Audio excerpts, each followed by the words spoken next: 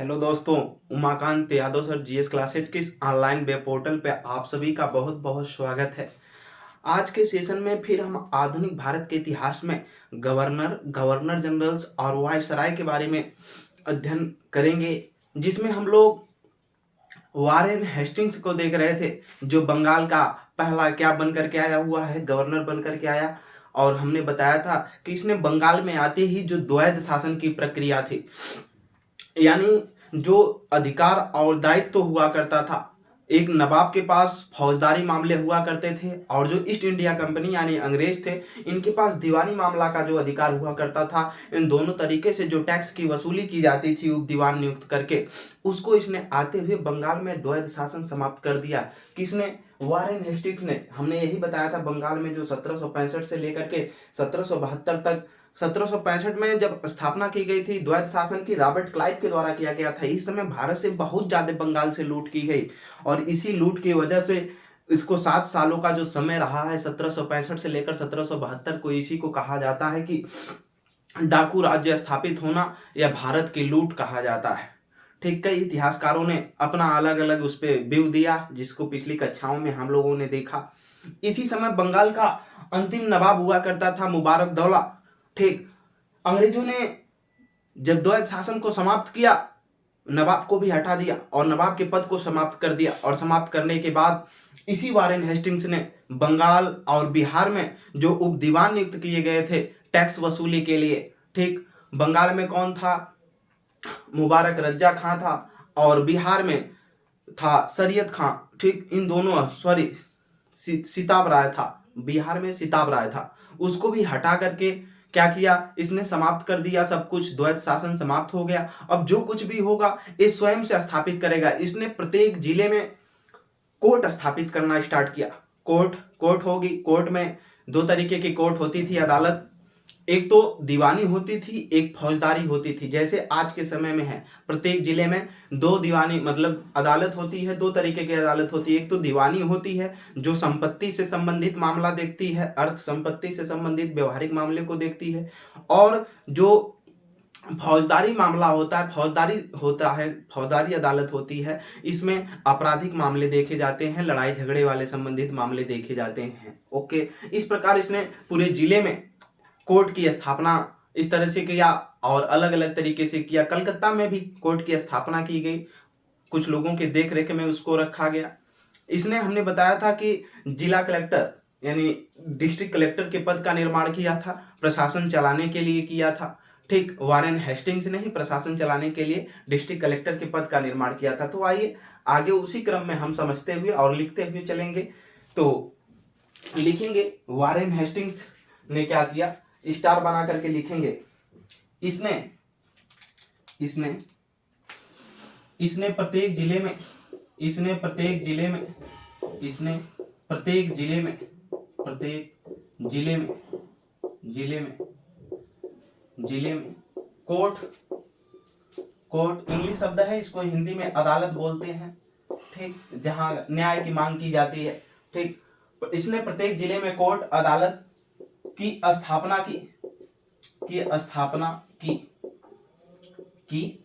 की ठीक, प्रत्येक जिले में।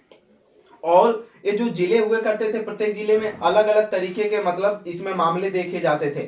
ठीक, जो कोर्ट होती है, एक कोर्ट दो तरीके की होती थी। ठीक, नोट कर लेंगे नीचे, कोर्ट दो तरीके के होते थे। हमने बताया था एक कौन होती है, एक दीवानी होती है, दीवानी अदालत। ठीक, और जो दूसरा हुआ करता था वो था फौजदारी अदालत। आज भी वही प्रक्रिया चल रही है। ठीक, अदालत, दीवानी अदालत में क्या होता है, इसमें संपत्ति संबंधी जो मामले होते हैं संपत्ति से संबंधित देखे जाते हैं। फौजदारी अदालत में आपराधिक मामले देखे जाते हैं, आपराधिक। ठीक, लड़ाई झगड़े आपराधिक संबंधी जो मामले हैं, चोरी छिनैती डकैती, उस चीज को देखा जाता है फौजदारी अदालत में। ठीक, यहां तक बातें समझ में आई। इसके आगे अगर देखा जाए तो जो दीवानी अदालत हुआ था, इसको जो दीवानी अदालत होता था, इसको देखने के लिए वही डीएम या मुख्य न्यायाधीश हुआ करता था। मुख्य न्यायाधीश जो डीएम हुआ करता था, हमने बताया था कि इसने जो डिस्ट्रिक्ट कलेक्टर का पद बनाया था वारेन हेस्टिंग्स, वही इसका क्या करता था, अध्यक्ष हुआ करता था, वही देखता था। ठीक, अध्यक्षता लिख लेंगे, उसकी अध्यक्षता यही करता था। और जो फौजदारी मामले थे ये नवाब के द्वारा जो निजाम नियुक्त किए जाते थे उनके द्वारा देखा जाता था। तो इसमें नोट कर लेंगे, निजाम की सहायता से जो देखते थे वो थे दरोगा। दरोगा, ठीक, ये निजाम लिख लेंगे, निजाम या नवाब, नवाब के अधीन, के अधीन, नवाब या निजाम के अधीन अध्यक्षता करता था कौन, दरोगा। इस कोर्ट का दरोगा होता था। दरोगा क्या पद होता है, हमने बंगाल के नवाब के पढ़ाते समय उसमें बताया हुआ है। ठीक, ये था। इसी के आधार पर बंगाल में भी कोर्ट की स्थापना की गई। मतलब इस प्रत्येक जिले में, पूरे भारत में, संपूर्ण भारत में इस तरीके से बात की गई जहां पर अंग्रेजों का शासन हो चुका था। ठीक, अब वहां पर जब स्थापित किया जा रहा था, बंगाल के भी जगहों पर स्थापित किया जाएगा। तो लिखेंगे बंगाल में, बंगाल में, बंगाल में, बंगाल में। ठीक, बंगाल में क्या हुआ, बंगाल में भी स्थापना की गई अदालत। कैसी अदालत, बंगाल में जो अदालत स्थापना की गई, ठीक, ये जो कोर्ट था, कोर्ट, इसमें भी दो तरीके की। ठीक, इसको थोड़ा सा बंगाल के विषय में, क्योंकि अंग्रेज भी बंगाल में है तो वहां के विषय में हमको जानना है। तो यहाँ पर लिखेंगे जो इन्होंने स्थापना किया उसको कहा जाता था सदर फौजदारी अदालत। जो बंगाल में किया गया था, फौजदारी अदालत, सदर फौजदारी अदालत। और इधर जो हुआ करता था वो था सदर दीवानी अदालत, सदर दीवानी अदालत, दीवानी अदालत। ठीक, सदर दीवानी अदालत इन्होंने स्थापना किया। अब सदर फौजदारी जो अदालत हुआ करती थी इसमें नवाब के आदमी हुआ करते थे। ठीक, नवाब का मतलब नवाब के पद को समाप्त कर दिया गया, लेकिन आदमी अभी उन्हीं के कार्य कर रहे थे, इसलिए अंग्रेज इसलिए उनको रखे थे क्योंकि नवाब उनको कम वेतन पे रखता था, जिसे अंग्रेज भी उसी कम वेतन पे ही इनसे काम लेना स्टार्ट किए। बस नवाब के पद को हटाया था इन्होंने। ठीक, काम उसी व्यक्ति से ले रहे ताकि जनता को ये ना पता चले कि हम मुट्ठी भर लोग इनके साम्राज्य को लेकर के और इनके ऊपर शासन करना चाहते हैं, नहीं तो दंगा भड़क जाएगा और फिर हम लोगों की पिटाई हो जाएगी। इसके वजह से जो है अंग्रेज अभी भारत में खुल करके शासन नहीं करना चाहते हैं, इसलिए उन्हीं के आदमियों को रखे हुए हैं। ठीक, तो यहाँ पर लिखेंगे जो है नवाब, इसमें जो आते थे नवाब। ठीक, नवाब के अधीन जो आता था निजाम, निजाम हुआ करता था, निजाम प्लस मुख्य काजी। मुख्य काजी क्या करता था, धर्म संबंधी जो मामले हुआ करते थे उस सब का सारा चीज का न्याय हुआ करता था। प्लस काजी के साथ साथ इसमें मुफ्ती हुआ करता था। मुफ्ती क्या पद होता है, हमने इसको भी बता चुके हैं पिछले समय में। ठीक, मुगल बादशाहों में बताए हुए मुफ्ती क्या होता है। प्लस तीन तीन मौलवी हुआ करते थे, तीन तीन मौलवी, मौलवी। ठीक, इतने लोग मिल करके इस न्यायालय की न्याय देने की बात करते थे। क्या करते थे इतने लोग, न्याय देने का काम करते थे। किसमें, सदर फौजदारी अदालत में। ये किसके, नवाब के अधीन से, नवाब के अधीन से बनाया गया था। लेकिन सदर दीवानी अदालत, दीवानी हमने बताया था जिससे अर्थ संबंधी जो मामला, राजस्व, ये अंग्रेज पहले से ले चुके हैं। ठीक, बंगाल, बिहार और उड़ीसा का जो दीवानी मामला था ये मुगल सम्राट शाह आलम द्वितीय से अंग्रेज जो है प्रयागराज की संधि में 12 अगस्त 1765 में ले चुके हैं। ठीक, तो सदर दीवानी अदालत में क्या हुआ, इसका जो होता था सब कुछ प्रशासन या न्याय देने का जो काम होता था, एक कलकत्ता की काउंसिल जो कलकत्ता की परिषद थी उसका सभापति, इसमें जो न्याय देने का काम करता था कौन कौन, कलकत्ता के काउंसिल का सभापति। और प्लस लिखेंगे इसी परिषद के दो सदस्य, इसी परिषद के दो सदस्य और प्लस कानूनगो जो भूमि से संबंधित था, कानून गो। ठीक, जो भूमि संबंधी सब कुछ संबंधित मामला रखता था, लेखा जोखा, वो इस दीवानी मामले का था। दीवानी में हमने बताया अभी संपत्ति संबंधी मामला जो है, ठीक, अचल चल संपत्ति या कोई मामला, तो जमीन जो है खेती बाड़ी वो अचल संपत्ति में आती है, जो कि दीवानी मामला में ये सब देखा जाएगा। तो इसको देखने का और न्याय देने का काम ये लोग करते थे। ये व्यवस्था स्थापित की गई वारेन हेस्टिंग्स के द्वारा। कहां पर, यहां पर वारेन हेस्टिंग्स ने यहाँ पर बंगाल में के क्षेत्रों में इतना ज्यादा टैक्स वसूलने की बात किया, द्वैध शासन समाप्त तो किया, लेकिन टैक्स इतने भारी मात्रा में वसूलने का काम कर लिया कि बंगाल की जनता की पूरी कृषि की जो रीढ़ हो गई वो टूट गई। क्योंकि टैक्स वसूलने को लिए एक जब द्वैध शासन को समाप्त किया, उप दीवान के पद को समाप्त कर दिया, जो रॉबर्ट क्लाइव बनाया था टैक्स वसूलने के लिए लोगों को, उनको जब समाप्त किया तो वारेन हेस्टिंग ने काम क्या किया कि टैक्स वसूलने का काम उस व्यक्ति को दिया जाता था। उस समय उस व्यक्ति को दीवान नियुक्त किया जाता था जो सर्वाधिक बोली लगाता था। बोली का मतलब होता है जैसे किसी भी चीज की नीलामी होती है तो कोई 10 बोलता है, कोई 15 बोलता है, कोई 17 बोलता है, तो जो हाईएस्ट बोली लगाता है उसी को दिया जाता है। ठीक टैक्स वसूलने के लिए जब ये बुलाता था कि कौन टैक्स वसूलेगा, उस समय जो व्यक्ति ज्यादा से ज्यादा बोली लगा देता था कि हम इतना वसूल कर दे देंगे, तो ये उसको देता था। और जब ऐसे होने लगा, ठीक सर्वाधिक टैक्स वसूलने की बात जब आई तो वारेन हेस्टिंग्स ने जब बोली लगवाना स्टार्ट किया तो जो व्यक्ति सर्वाधिक बोली लगाता था वो उतना टैक्स वसूल ही नहीं पाता था, क्योंकि कृषि में कभी सूखा पड़ जाता था, कभी कोई और दिक्कत आ जाती थी, जिससे कुछ बाढ़ आ जाती थी, जिससे पैदा हो ही नहीं पाता था सब कुछ, और न उतना टैक्स किसान दे पाते थे। और किसान की भी जो व्यवस्थाएं हैं 1770 में अभी अकाल पड़ा था, इन सारी चीजों के बावजूद किसान अभी संभल नहीं पाए थे, और इतना टैक्स देने के बाद वो बहुत ज्यादा नीचे गिरने के स्तर पर आ गए थे। कृषि विषि सब व्यवस्थाएं टूटने लगे थे। इसकी वजह से इसी को कहा गया इस्तेमारी सिस्टम। ठीक इस्तेमारी व्यवस्था किसने लागू किया था? इस्तेमारी व्यवस्था वारेन हेस्टिंग्स ने। इस्तेमारी जो व्यवस्था थी वारेन हेस्टिंग्स से लागू किया था, क्योंकि किसान इसको दे नहीं पाते थे, टूट जाते थे। क्यों? और वारेन हेस्टिंग्स ने इसी को कहा था अशुद्धि और शुद्धि का परीक्षण। शुद्धि क्या, शुद्ध क्या है, अशुद्ध क्या है, इसी का परीक्षण इसी में हुआ। उसी को इस्तेमारी व्यवस्था बोलते हैं, इस्तेमारी सिस्टम बोलते हैं। ठीक, क्योंकि जो व्यक्ति सर्वाधिक हमने बताया कि टैक्स वसूलने का काम नहीं कर पाते थे, उतना टैक्स किसान कहाँ से देगा जब उसके पास होगा ही नहीं, अनाज ना होगा, न खेती में कुछ पैदा ही नहीं होगा, तो कहाँ से घर से पैसा देगा जब घर पे भी उसके पास कुछ नहीं रहेगा, तो टैक्स दे ही नहीं पाता था जो व्यक्ति ज्यादा बोली लगाया रहता था। इसके वजह से ये भी व्यवस्था बहुत ज्यादा समय तक नहीं चली, गड़बड़ हो गई। इसकी बात वारेन हेस्टिंग्स के बाद ही जब 1786 के बाद लॉर्ड कॉर्नवालिस आता है, तो इस व्यवस्था के बाद वो दूसरी व्यवस्था ला देता है, जमींदारी व्यवस्था जिसे बोलते हैं।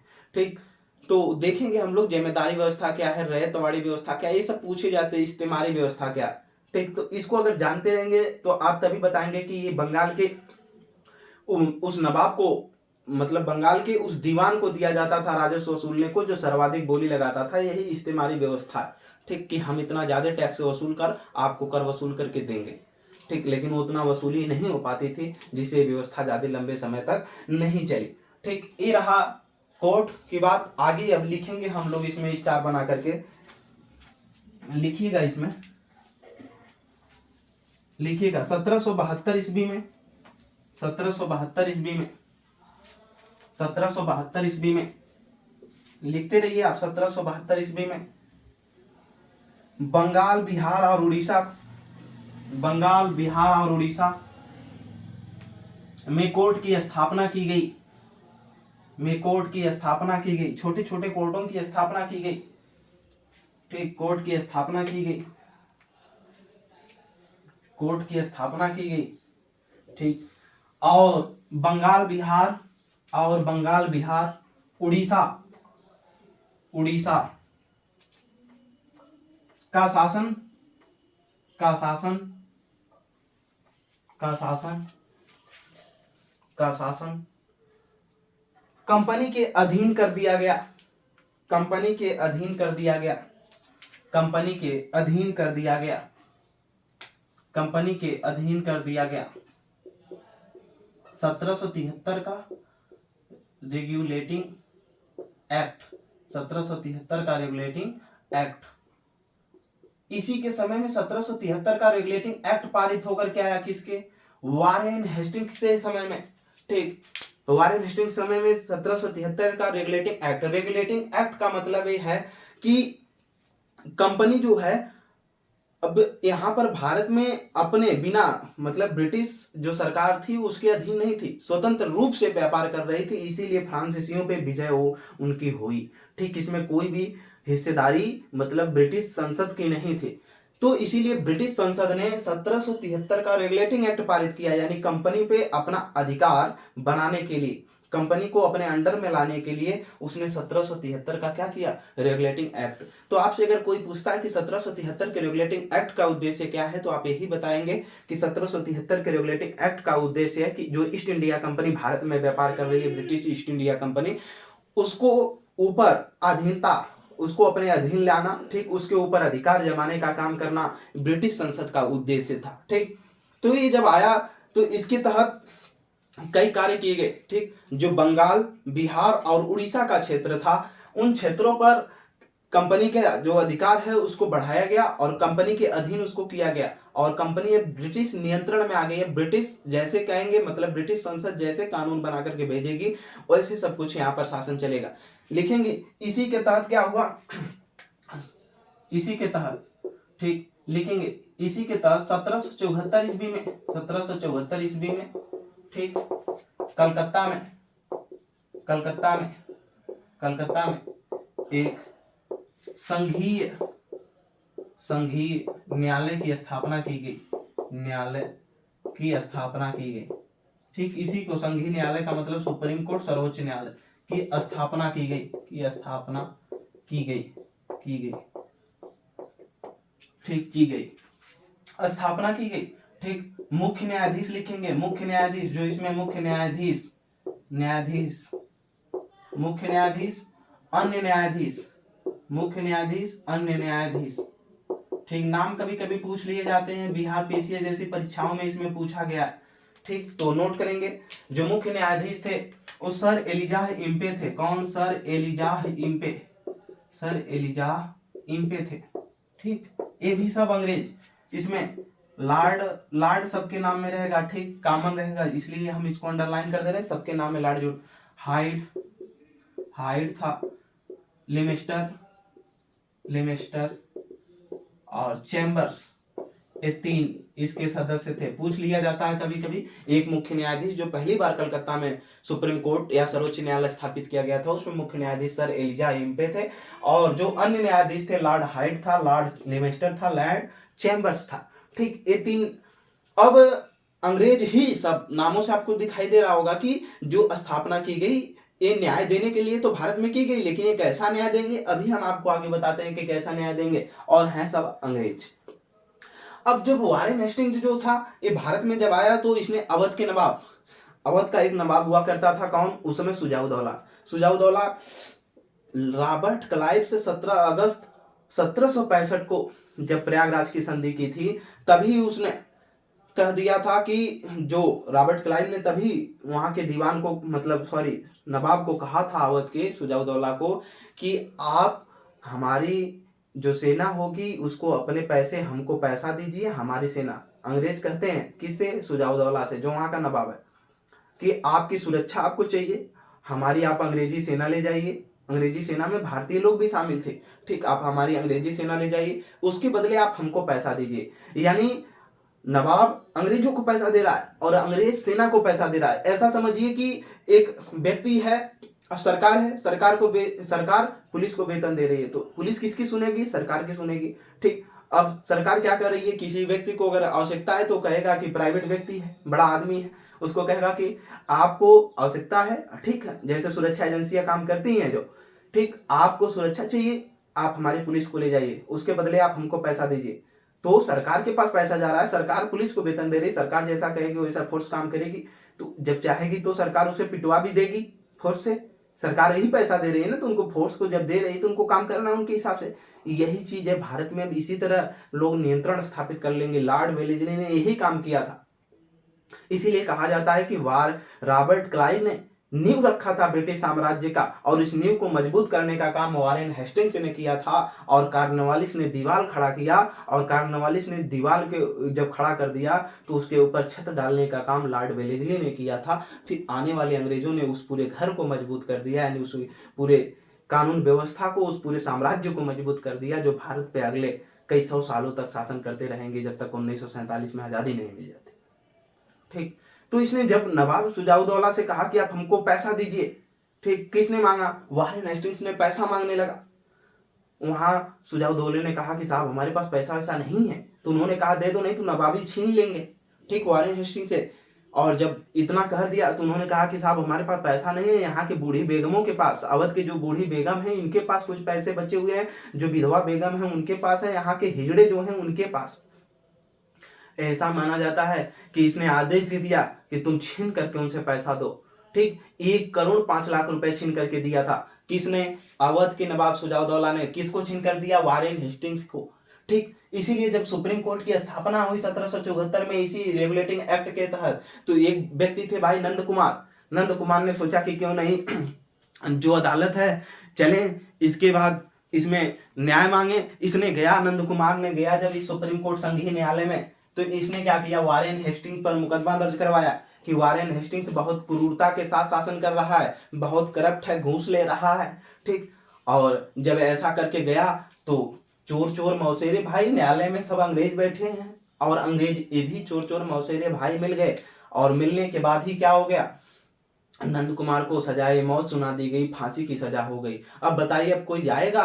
अभी तो ये न्याय हुआ कि एक जान गई है, इसके बदले एक न्याय के चक्कर में ठीक हजारों ने इस तरह से जाने जा सकती हैं। इसकी वजह से वारेन हेस्टिंग्स जब भारत से वापस गया ब्रिटेन, तो इसके बाद एडमंड बर्क जो वहां से था उसके द्वारा इसके ऊपर महाभियोग की इम्पीचमेंट चलाया गया था, महाभियोग की प्रक्रिया चलाई गई थी। किसके द्वारा? लॉर्ड वारेन हेस्टिंग्स के द्वारा। ठीक, ऐसा गवर्नर जो बाहर मतलब वापस जाने के बाद भारत से इसके ऊपर महाभियोग की पहली बार प्रक्रिया लगाई गई थी। तो स्टार बना करके नीचे लिखेंगे। ठीक, स्टार बना करके ठीक लिखेंगे, लिखेंगे Lord Warren Hastings, Lord Warren Hastings, Lord Warren Hastings, Hastings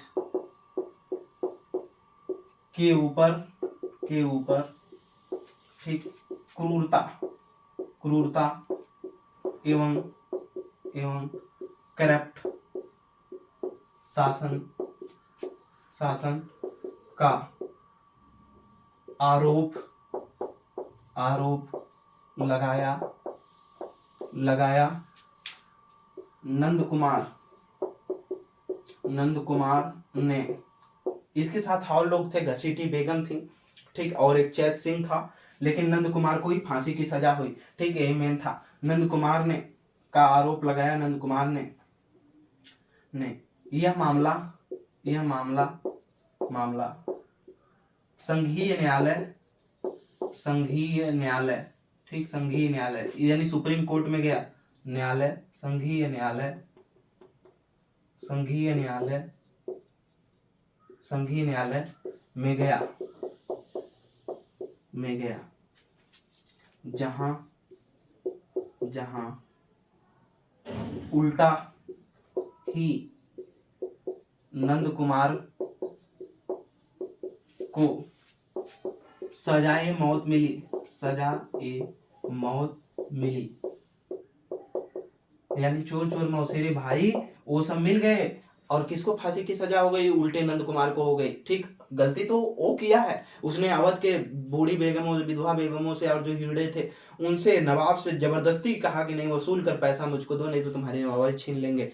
ठीक, ऐसा था वारेन हेस्टिंग्स। इतनी क्रूरता के बावजूद, इसी के वजह से आगे स्टार बनाकर लिखेंगे, लिखेंगे भारत से वापस जाने के बाद, वारेन हेस्टिंग्स पर, भारत से वापस जाने के बाद वारेन हेस्टिंग्स पर, वारेन हेस्टिंग्स पर एडमंड बर्क द्वारा, एडमंड बर्क द्वारा, एडमंड बर्क द्वारा, एडमंड बर्क द्वारा, एडमंड बर्क के द्वारा, बर्क द्वारा महाभियोग की प्रक्रिया, महाभियोग को इंग्लिश में इम्पीचमेंट बोलते हैं। महाभियोग की प्रक्रिया, महाभियोग की प्रक्रिया, महाभियोग की प्रक्रिया, महाभियोग की प्रक्रिया लगाई गई, महाभियोग की प्रक्रिया लगाई गई, महाभियोग की प्रक्रिया लगाई गई, महाभियोग की प्रक्रिया लगाई गई, महाभियोग की प्रक्रिया लगाई गई, महाभियोग की प्रक्रिया लगाई गई, महाभियोग की प्रक्रिया लगाई गई। ठीक, और भी 1773 के रेगुलेटिंग एक्ट के तहत बहुत कुछ काम हुए हैं। जब हम भारत का संवैधानिक विकास पढ़ रहे होंगे तो इन एक्ट के बारे में फिर हम हल्का हल्का चर्चा फिर करेंगे, परेशान होने की जरूरत नहीं है। आगे क्या हुआ, ठीक, आगे स्टार बना करके लिखेंगे। इसने इसने टैक्स वसूली का काम, टैक्स वसूली का काम सर्वाधिक बोली लगाने वाले व्यक्ति को दिया, लगाने वाले व्यक्ति को देना स्टार्ट किया। यानी जो व्यक्ति सर्वाधिक बोली लगाता था कि हम इसे इतना अधिक वसूल कर दे सकते हैं, उसको इसने क्या किया, टैक्स वसूली का काम दे दिया। किसने, वारेन हेस्टिंग्स ने। और जब सर्वाधिक टैक्स बहुत भारी मात्रा में वसूलने जाने लगा बंगाल से और बंगाल की स्थिति पूरा टूट गई, तो उसी समय इसी को कहा जाता है इस्तेमारी व्यवस्था। ठीक, लिखेंगे क्या, इस्तेमारी व्यवस्था। इसके द्वारा इस्तेमारी व्यवस्था, ठीक, इस्तेमारी व्यवस्था शुद्धि अशुद्धि का परीक्षण, इसी को बोलते हैं शुद्धि अशुद्धि का परीक्षण। ठीक, क्या शुद्ध है क्या अशुद्ध है, अशुद्धि का परीक्षण, सब पता चल गया इसी से। ठीक, अशुद्धि का परीक्षण, ठीक, शुद्धि अशुद्धि का परीक्षण इस्तेमारी व्यवस्था लागू की गई थी। ठीक, क्योंकि जो व्यक्ति टैक्स वसूलने के लिए सर्वाधिक बोली लगा करके ले तो लेता था, लेकिन उतना टैक्स दे ही नहीं पाता था। हमने बताया था कि कभी बाढ़ की वजह से, कभी सूखे की वजह से कृषि हो नहीं पाती थी, किसान टैक्स नहीं दे पाते थे और अर्थव्यवस्था पूरी टूट चुकी थी, किसानों की हालत बहुत गंभीर थी, इतना टैक्स देते देते हुए परेशान हो गए थे। ठीक, इसी की वजह से इसने, क्योंकि रॉबर्ट क्लाइव ने तो कहा था अंग्रेजों से कि आप हमको बहुत ज्यादा मात्रा में टैक्स मतलब इकट्ठा करने के लिए उसने उप दीवानों की नियुक्ति किया था ना, बंगाल में, बिहार में, उड़ीसा में अलग अलग उप दीवानों की नियुक्ति किया था। ठीक, टैक्स वसूलने की वजह से। इसीलिए जब वो यहाँ से लूट करके पूरे भारत में 1765 से लेकर 72 के बीच के बाद पहुंचा, तो उसको ही कहा गया स्वर्ग में जन्मा कमांडर। तब से अंग्रेजों के नाम के आगे क्या लगने लगा, लाड लगने लगा। हमने इसको पिछली कक्षा में बताया हो। ठीक, इस्तेमारी व्यवस्था। ठीक, आगे की तरफ स्टार बना करके लिखेंगे आगे की तरफ। अब अंग्रेज देखिए भारत में आ गए हैं, इनको शासन पद्धति को अपने बढ़ा रहे हैं, टैक्स वसूलने का काम मतलब लूटने का काम जारी है, अपने शासन को भी मजबूत कर रहे हैं, कोर्ट की स्थापना कर रहे हैं। कोर्ट में अभी आदमी किसके हैं, इन्हीं के आदमी हैं। ठीक, अब ये भारतीयों को पहले जानते हैं कि भारतीयों के ऊपर अगर शासन करना है तो पहले भारतीयों को समझना होगा और इनकी संस्कृति क्या है, इनका मतलब कल्चरल क्या है, क्या ये खाते पीते हैं, कैसे रहते हैं, मतलब इनका क्या सब कुछ स्वभाव है, क्योंकि भारतीयों को बदलना बहुत मुश्किल का काम होता है। इसलिए ये भारतीयों की जो शिक्षा है, संस्कृति है, यानी कल्चर है, उसमें इसको डिबेट करना होगा। ठीक, और जब उसमें हिस्सेदारी करेंगे, उनको डिबेट करेंगे, तभी इनको क्या कर सकते हैं, पराजित कर सकते हैं। ठीक, अब ये क्या करेंगे, भारत में जो पुरानी पुस्तकें हैं, पुरानी पुस्तकों का अंग्रेजी जो संस्कृत भाषा में है उनका किस में कन्वर्ट कराएंगे, इंग्लिश भाषा में उनका अध्ययन करेंगे। ठीक, वो हम लोगों से, जो भारतीय व्यक्ति हैं उनसे अधिक वो इतिहास को हमारे जान लिए। ठीक, उन्होंने ही बताया कि सिंधु घाटी की आपके यहाँ एक सभ्यता हुई थी सबसे प्राचीन, अंग्रेज ने खोजा। अशोक के शिलालेखों की खोज अंग्रेजों ने खोजा। ठीक, जेम्स प्रिंसेप को सबसे पहले सफलता मिली। ठीक, फैंथलर अंग्रेज ही था जिसने खोज किया अशोक के मतलब जितने भी शिलालेख थे। तो इस प्रकार से अंग्रेजों ने ही हमको ये सारा कुछ दिया है कि, तो अंग्रेज अब जानते हैं कि भारतीय जैसे मुस्लिम वर्ग है तो उसको मुस्लिम शिक्षा चाहिए, तो उसके लिए उन्होंने मदरसा स्थापित करना स्टार्ट किए। ठीक, संस्कृत विश्वविद्यालय हिंदुओं के लिए स्थापित करना स्टार्ट किए। जो मनुस्मृति थी उसका इंग्लिश में ट्रांसलेशन अलग अलग तरीके से अलग अलग भाषाओं में कराया। ठीक, अब इस तरह से भागवत गीता को उसने ट्रांसलेशन करवाया वारेन हेस्टिंग्स ने। तो अब ये भारत की संस्कृतियों को ठीक जानना चाहेंगे, उसमें इंटरफेयर धीरे धीरे करना स्टार्ट करें। और यही करते करते करते एक ऐसा समय आएगा लॉर्ड विलियम बेंटिक के समय में कि पूरे भारत की संस्कृति में हस्तक्षेप करके लॉर्ड मैकाले के तहत भारत में इंग्लिश शिक्षा का पूरा बेहतरीन तरीके से क्या कर दिया जाएगा, स्थापना कर दिया जाएगा। ठीक, तो आइए देखते हैं अभी क्या करते हैं। ठीक, लिखेंगे इसने 1776 में, 1776 ईस्वी, 1776 ईस्वी। ठीक, 1776 ईस्वी। ठीक, क्या हुआ इसके समय में लिखेंगे मनुस्मृति का।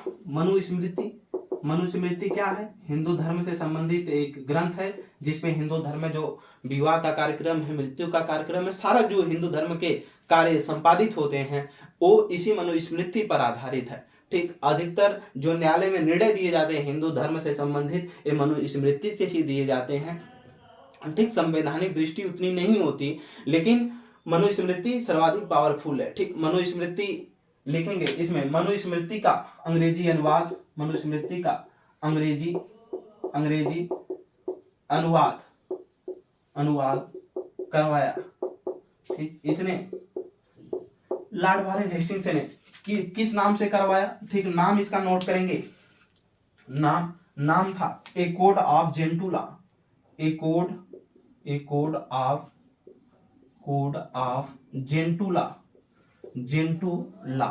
ठीक, जेंटू लाज होगा। ठीक, LAWS फर्स्ट ऑफ लाज नोट कर लेगा, ए कोड ऑफ जेंटू लॉज। इसके नाम से इन्होंने किसका? मनुस्मृति का क्या करवाया? अंग्रेजी भाषा में अनुवाद कराया। यानी मनुस्मृति में अब हिंदू की संस्कृति क्या है, कैसे क्या इनका सब कुछ है मामला। ठीक, कैसे पैदा होते हैं तो कहाँ से जातक संस्कार, उपनयन संस्कार क्या होता है और कैसे लास्ट में चल करके अंतिम संस्कार होता है, सारा कुछ जानेंगे। क्योंकि भारत में उस समय सती प्रथा भी थी, तो इसको लेकर के सती प्रथा क्यों है, क्या इसका इसमें है कि नहीं, मामला है कि नहीं, इसी को लेकर के लॉर्ड विलियम बेंटिक राजा राम मोहन राय के सहयोग से सब कुछ कार्य किया था। ठीक, यानी इनको अब अंग्रेज जानना स्टार्ट कर दिए भारत की कल्चरल व्यवस्था क्या है। ठीक, आगे की तरफ देखेंगे 1776 में हुआ। फिर लिखेंगे 1781 में कलकत्ता में, 1781 में कलकत्ता में क्या? 1781 ईस्वी में कलकत्ता में लिखेंगे, कलकत्ता में 1781 ईस्वी में कलकत्ता में प्रथम मदरसा स्थापित किया गया। क्या? प्रथम मदरसा स्थापित किया गया। प्रथम मदरसा स्थापित किया गया। ठीक, अंग्रेजों का मानना था कि पहले मदरसा स्थापित करिए और इसी मदरसे के साथ साथ क्या दीजिए? अंग्रेजी शिक्षा दीजिए। क्यों स्थापित किया गया? कोष्टक में इसको लिखेंगे। ठीक, मुस्लिम विकास हेतु ये बताया तो जाता था, मुस्लिम विकास हेतु। ठीक, और इनको अगर इंग्लिश शिक्षा दी जाएगी तो ये विकसित होंगे तो कहाँ आएंगे? हमारे साथ आएंगे, हमारे ऑफिसों में काम करेंगे। ठीक, इसलिए और जब वो हमारे ऑफिसों में काम करेंगे, हमारे साथ आएंगे, हमारी भाषा को जानेंगे तो जो हम कहेंगे वो सुनने लगेंगे। ठीक, इनका ये सोच थी अंग्रेजों की। तो इसने प्रथम मदरसा स्थापित किया मुस्लिम विकास हेतु। कहाँ? कलकत्ता में। कब स्थापित किया? 1781 में। आगे की तरफ देखेंगे, इसने 1782 ईस्वी में क्या हुआ? 1782 ईस्वी में, ठीक, 1782 ईस्वी में, ठीक, जोनाथन डंकन के द्वारा, क्या? जोनाथन डंकन अंग्रेजी था। ठीक, डंकन के द्वारा आज भी जो बनारस में क्या है? बनारस में संस्कृत विश्वविद्यालय की स्थापना की गई। क्या? संस्कृत विश्वविद्यालय। ठीक, विश्वविद्यालय की स्थापना की गई। ठीक, अब इनका मानना था कि संस्कृत विश्वविद्यालय के साथ साथ क्या दिया जाएगा इनको, भारतीयों को। ठीक, संस्कृत विश्वविद्यालय में अधिकतर इसमें हिंदू पढ़ने गए। ठीक, इनको भी क्या दिया जाएगा? इसके साथ साथ धीरे धीरे इंग्लिश पढ़ाने का काम करेंगे। ठीक, संस्कृत को जोड़ते हुए इंग्लिश को पढ़ाएंगे और जब पढ़ाएंगे तो इंग्लिश से सीखेंगे तो फिर हमारे ऑफिसों में आएंगे और जब हमारे यहाँ काम करेंगे, हमारी भाषा को जानेंगे, हमारी भाषा को समझेंगे तो ये कोई बात हमारी जब हम लोग कहेंगे तो मानने लगेंगे, यानी हमारे अनुसार फॉलो हो जाएंगे। यानी भारतीय अब हमारी जब सुनेंगे तो हम आराम से इनके साथ मिल करके आगे की तरफ इनके ऊपर क्या कर सकते हैं? कब्जा कर सकते हैं। ठीक, ये दिमाग है अंग्रेजों का शासन करने का पूरे भारत पे। आगे की तरफ क्या हुआ देखते हैं, नोट भी करते चलिए, समझते भी चलिए। ठीक, और जब तक किसी भी चीज के एक फैक्ट है, फैक्ट को तभी समझ में आएगा जो हम कॉन्सेप्ट बता रहे हैं, अगर कॉन्सेप्ट को समझे रहेंगे तब। ठीक, और जब कॉन्सेप्ट नहीं समझेंगे तो कभी भी आपको फैक्ट याद नहीं होगा। ठीक, और कॉन्सेप्ट अगर समझ में आ गया तो फैक्ट आसानी से याद हो जाएंगे।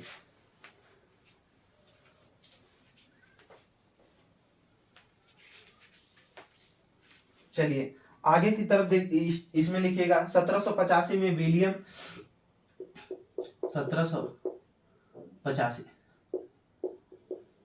ठीक 1785 का समय आ गया। William Wilkins, William William Wilkins, William Wilkins,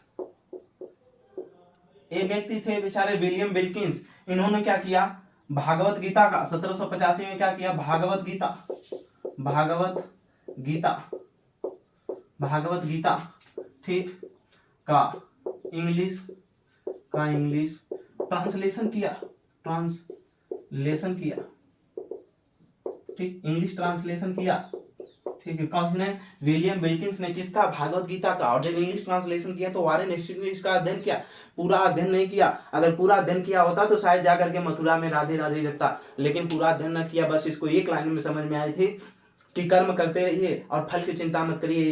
इसी को ये लाइन समझ में आई कि कर्म करिए, इसीलिए अपना पूरा एकदम जोर लगा करके भारत में कर्म करने का स्टार्ट काम किया। जितने भी फल होता था सब ब्रिटेन पहुंचाया जाता था। भारतीयों की बात अभी तक पता नहीं थी, न पता चल पाएगी ठीक, अभी आगे तक नहीं पता चल पाएगी कि क्या हो रहा है। बस ये कर्म करते जा रहे हैं, यहाँ के लोगों के द्वारा काम किया जा रहा है और फल कहाँ जा रहा है, ब्रिटेन की तरफ जा रहा है ठीक।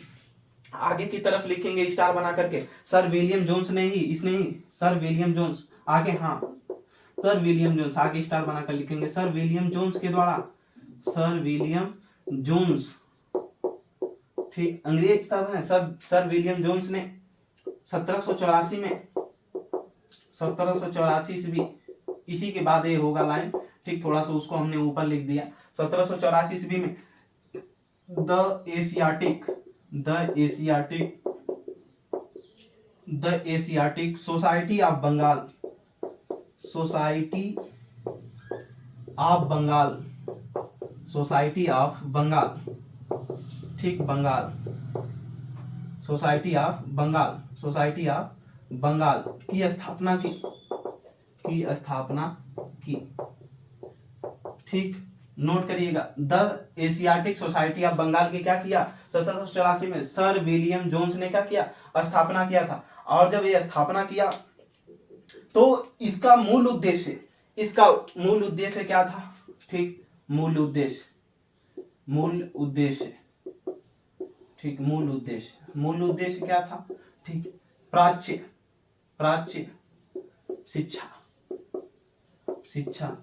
को बढ़ावा देना ठीक। यानी जो हिंदू की कल्चर है ठीक, यहाँ के जो भारतीय हैं इनके शिक्षा के साथ साथ जो पश्चिमी क्षेत्रों की शिक्षा है उसको जोड़ करके आगे बढ़ाना ठीक, उसको बताना ठीक, वो अपनी संस्कृति में ढालना चाह रहे हैं। इसका मतलब ही था जो बंगाल में एशियाटिक सोसाइटी ऑफ बंगाल की स्थापना की गई सर विलियम जोन्स के द्वारा 1784 में, उसका मतलब ये था प्राच्य शिक्षा को बढ़ावा देना। आगे नोट कर लेंगे स्टार बना करके नीचे ठीक। बंबई में जो एशियाटिक सोसाइटी आपकी स्थापना की गई ठीक, बंबई में कब की गई थी, बंबई में जो की गई थी 1804 ईस्वी में। क्या 1804 ईस्वी में क्या स्थापना किया गया था, यही लिख लेंगे लाइन आगे, the Asiatic society of Bengal के, मतलब जो बंगाल नहीं रहेगा वहां बंबई हो जाएगा, द एशियाटिक सोसाइटी ठीक, यानी बंबई में भी शिक्षा देने के लिए। आगे की तरफ लिखेंगे ये चीज लंदन में कब हुई ठीक, लंदन में, पहले लंदन में भी इसको बनाया गया कि यहाँ सब कुछ मामला सेट होकर के भारत में जाएगा ठीक। तो लंदन में इसको नोट कर लेंगे 1823 ईस्वी में एशियाटिक सोसाइटी की स्थापना की गई थी ठीक, जिसका मतलब था प्राच्य शिक्षा को बढ़ावा देना। आगे की तरफ देखेंगे जो महाकवि कालिदास के द्वारा रचित थी एक सबसे बड़ा ग्रंथ अभिज्ञान शाकुंतलम, उसका भी इंग्लिश भाषा में अनुवाद करा दिया गया। नोट करेंगे स्टार बना करके 1789 ईस्वी में, 1789 ईस्वी में कालिदास द्वारा रचित, 1789 ईस्वी में कालिदास द्वारा रचित अभिज्ञान शाकुंतलम, कालिदास के द्वारा रचित अभिज्ञान शाकुंतलम, अभिज्ञान शाकुंतलम का इंग्लिश ट्रांसलेशन कर दिया गया, का इंग्लिश ट्रांसलेशन कर दिया गया ठीक। आगे स्टार बनाकर लिखेंगे, इसने मुगल सम्राट या मुगल बादशाह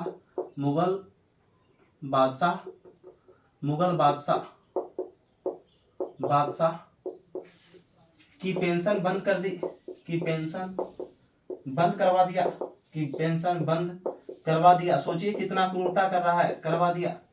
मुगल बादशाह शाह आलम द्वितीय को कितना पेंशन दिया जाता था? 26 लाख रुपए की बात की गई थी वार्षिक, ठीक, जो कि प्रयागराज की संधि में यही बात हुई थी, ठीक। और जो दिल्ली का मुगल साम्राज्य का जो सबसे बड़ा क्षेत्र हुआ करता था, ठीक, राजस्व देने में, वो बंगाल और अवध हुआ करता था। अवध भी अलग, अवध से अलग संधि कर लिया था अंग्रेजों ने। अवध में जो हिस्सा आता था इलाहाबाद और कड़ा प्रांत मुगल सम्राट को दिया जाता था। बनारस और गाजीपुर जो अवध में आता था बलवंत महाराजा बलवंत सिंह को दे दिया गया था। इसको हमने बताया पिछली कक्षाओं में, ठीक।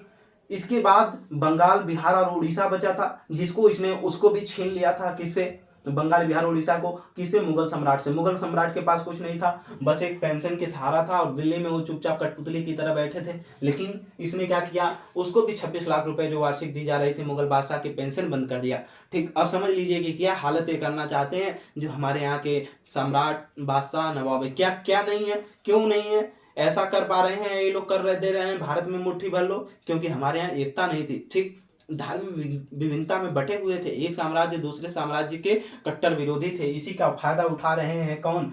अंग्रेज। और इसी की वजह से अब आगे अंग्रेज अपनी शक्ति को बढ़ाएंगे। और अब उन्होंने क्या किया कि भारतीयों के लिए शिक्षा की व्यवस्था स्थापना कर दिया।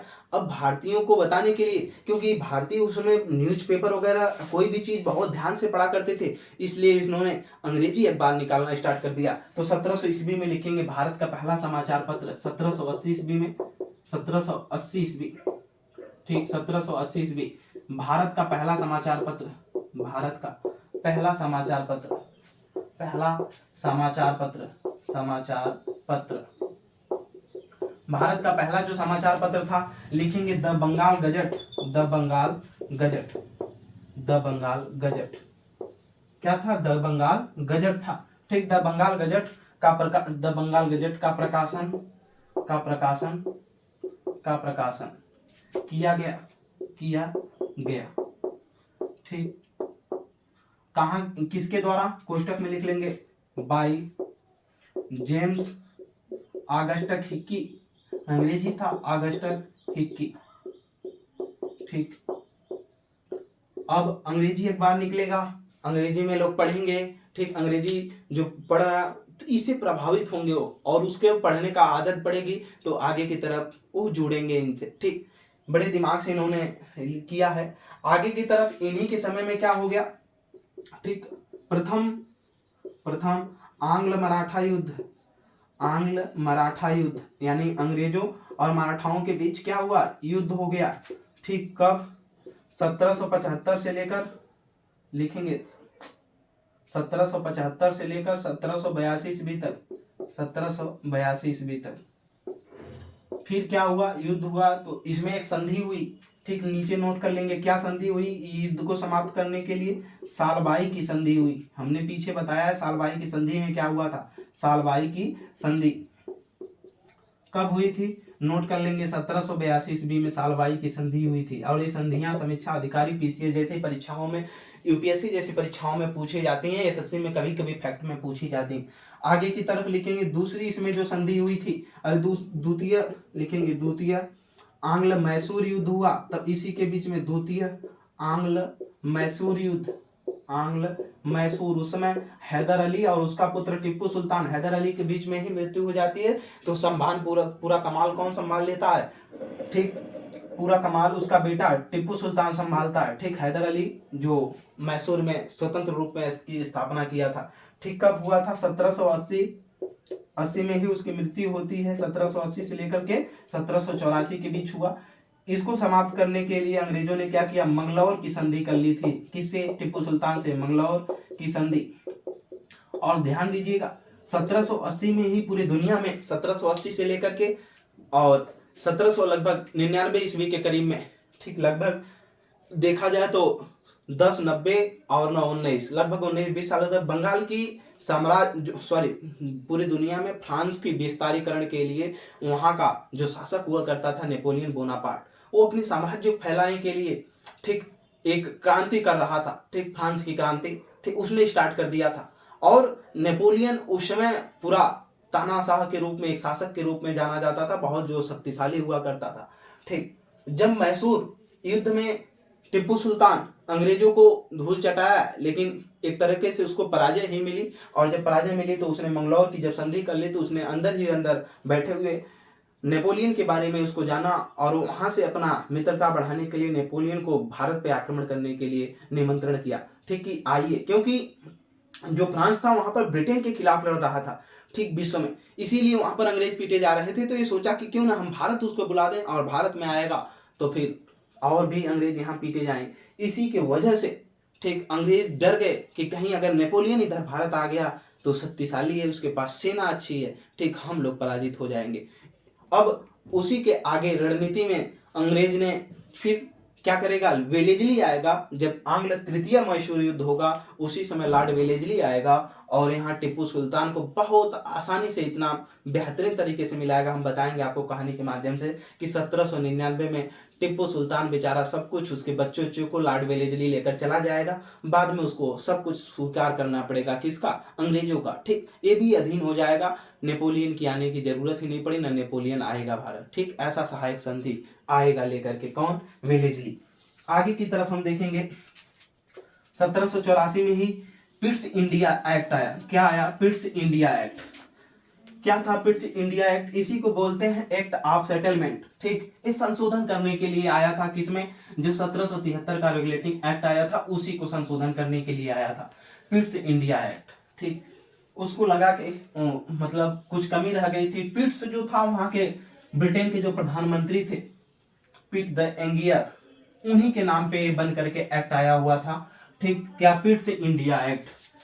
देखेंगे 1784 में पिट्स इंडिया एक्ट आया, लिखेंगे स्टार बना करके, पिट्स इंडिया एक्ट, इसी को बोला जाता है act of settlement, Pitt's India act, Pitt's India act, ठीक, पिट्स इंडिया एक्ट 1784 ईस्वी, नोट कर लीजिए, पिट्स इंडिया एक्ट 1784 ईस्वी, ठीक। पिट्स इंडिया एक्ट 1784 ईस्वी में जो आया, इसी को कोष्टक में लिख लीजिए, act of settlement, act of settlement, settlement, ठीक, सेटलमेंट।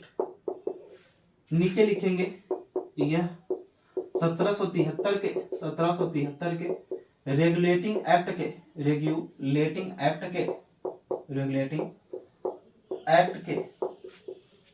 एक्ट के कमियों को दूर करने के लिए आया था, कि कमियों को दूर करने के लिए आया था, दूर करने के लिए आया था, के लिए आया था, ठीक। और इसका जो नाम था लिख लेंगे, ब्रिटिश पीएम के नाम पे था, ब्रिटिश पीएम के नाम पे था, के नाम पर था, ठीक। वहां के जो पीएम थे उनका नाम था पिट द यंगर, उन्हीं के नाम पे ये रखा गया था पिट्स इंडिया एक्ट 1784, जिसका मूल उद्देश्य था कि जो 1773 का रेगुलेटिंग एक्ट आया है, यानी जो ब्रिटिश संसद ने कानून पारित करके भेजा है ईस्ट इंडिया कंपनी को अपने अधीन बनाने के लिए, ईस्ट इंडिया कंपनी को ऊपर शासन करने के लिए, ठीक। जो British east India company Bharat में व्यापार कर रही थी वो संसदीय नियंत्रण में नहीं थी, अब उसमें नियंत्रण स्थापित करने के लिए 1773 का रेगुलेटिंग एक्ट आया था। तो उसको लगा वहां के प्रधानमंत्री को कुछ कमी रह गई है, फिर उसने उसके नाम से एक अगला संशोधन अधिनियम लाया गया, एक्ट ऑफ सेटलमेंट, संशोधन अधिनियम 1784, जिसे बोलते हैं पिट्स इंडिया एक्ट 1784 लाया गया। आगे लिखेंगे, इसके बाद क्या हुआ, इसी के काल में, किसके, वारेन हेस्टिंग्स में, स्टार बनाकर लिखेंगे, इसी के काल में, इसी के काल में, इसी के काल में, इसी के काल में क्या हुआ, board of revenue, board of revenue, of revenue, revenue की स्थापना की गई, की स्थापना की गई, की स्थापना की गई, बोर्ड ऑफ रेवेन्यू की क्या की गई, स्थापना की गई, इसको अंडरलाइन कर लेंगे, ठीक। राजस्व बोर्ड की, यानी राजस्व जो व्यवस्था है, राजस्व विभाग, उसकी स्थापना की गई, ठीक। आगे की तरफ नोट करेंगे स्टार बना करके, इसमें यह अपने जो लॉर्ड वारेन हेस्टिंग्स है, यह अपने सुरक्षा प्रकोष्ठ नीति, सुरक्षा प्रकोष्ठ, ठीक। एनटीपीसी की परीक्षा में पूछा गया क्वेश्चन है, प्रकोष्ठ नीति, पूछा गया है कि सुरक्षा प्रकोष्ठ की नीति के लिए कौन जाना जाता? सुरक्षा प्रकोष्ठ की नीति, ठीक, सुरक्षा प्रकोष्ठ की नीति के लिए जाना जाता है, के लिए जाना जाता है, ठीक, या संबंधित है कौन? Lord Warren Hastings. सुरक्षा प्रकोष्ठ की नीति को इंग्लिश बोलते हैं रिंग फेंस पॉलिसी, ठीक, रिंग फेंस पॉलिसी के नाम से जाना जाता है। इसका मतलब था कि बफर जोन बना करके जो कंपनी जहां जहां अंग्रेजों की स्थापना थी उसके जो चारों राज्य हुआ करते थे उनसे राज्यों से कहा करते थे कि आपको सुरक्षा चाहिए, ठीक, आपको डर है कि बगल वाला राज्य आपके ऊपर आक्रमण न कर दे, ठीक, इनको कंपनी की भी सुरक्षा चाहिए थी, इसलिए इन्होंने उन्हीं की सेना के द्वारा जो अपने में सेना भर्ती किए थे उन्हीं को सेनाओं को और अपने पास सेनाओं को मिला करके उन्होंने सुरक्षा घेरा में लगा दिया और कहा कि इनका खर्च आपको देना होगा। जो जो राज्य हुआ करते थे उनको जो अबे सेना देंगे तो उनसे पैसा लेंगे, ठीक, उनको देने के लिए, सेनाओं को पैसा देने के लिए उनसे, किससे? उन राज्यों से पैसा लेंगे, ठीक। अब राज्य से पैसा लेकर के और उन सेनाओं को ये वेतन देंगे और सेनाओं को उनकी सुरक्षा में लगा दिए, और जब लगा दिए तो इनकी भी सुरक्षा और राज्य की भी सुरक्षा, और जैसा ये कहते थे अब इनको ऐसा मानना था, इनका मानना था कि कंपनी जैसे निर्णय लेगी, अगर कंपनी कहती है तभी आप दूसरे देश से मित्रता करेंगे, नहीं तो करेंगे नहीं। दूसरे देश के शत्रु को, मतलब दूसरे राज्य का जो बगल का पड़ोसी राज्य है उसका कोई व्यक्ति आपके राज्य में मतलब नहीं आएगा, आप उसको शरण नहीं दे सकते, ठीक, आएगा लेकिन शरण नहीं दे सकते। ये जब कंपनी कहेगी तभी आप दूसरे देश से, मतलब दूसरे बगल वाले साम्राज्य से आप संधि नहीं कर सकते, ठीक। ऐसी थी सुरक्षा की प्रकोष्ठ नीति, इन्होंने सेनाओं को लगा दिया जिससे इनकी कंपनियों का भी सुरक्षा हो सके। इसी को कहा जाता है बफर जोन बना करके कंपनी की सीमाओं की रक्षा करना। इधर कहीं लिख लीजिएगा, इसका अर्थ है बफर जोन बनाकर, बफर जोन बनाकर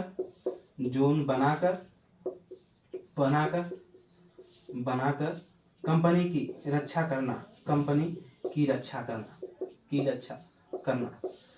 अब बफर जोन क्या है? बफर जोन का मतलब या बफर स्टेट का मतलब ये होता है कि दो देश हैं, दो शत्रु देश हैं, अगर दो शत्रु देश के बीच में एक अच्छा कोई भी और छोटा सा ही देश अगर आ जाए तो उन दोनों देशों के बीच हमेशा झगड़ा का मामला नहीं रहता है, ठीक, उससे अच्छा सुलझा जाता है। ये राज्य नीति में यानी अर्थशास्त्र की नीतियों में चाणक्य भी इसी बात को कहा करते थे कि ऐसा होना चाहिए, दो राज्यों के बीच हमेशा एक बफर स्टेट का होना चाहिए।